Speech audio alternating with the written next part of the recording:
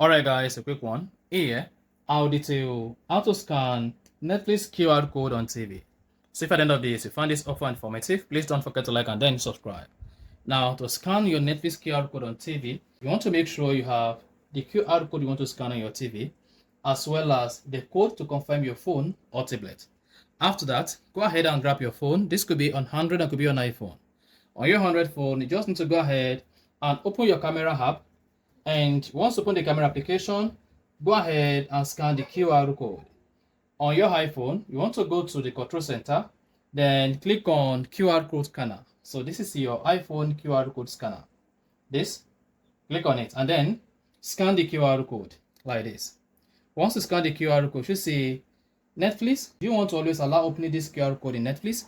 On your Android phone, this is going to open the Netflix link. You just need to go ahead and click on the link on the camera screen. So in this case, click on always allow on your iPhone, and on your Android, click on the Netflix link on your Android phone.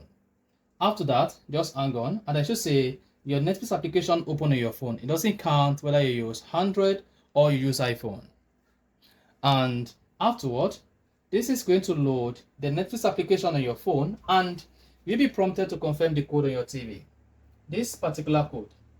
Confirm this code on your phone or tablet.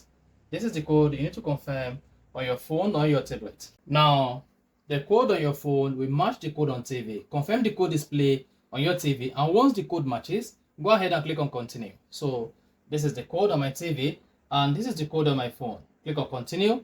Once you hit the continue button, just hang on for Netflix to confirm the code, and then select your Netflix profile. And once you selected that, you now gain access back to Netflix. So that is exactly how you can easily scan Netflix QR code on TV. So if you found this offer informative, please don't forget to like and then subscribe.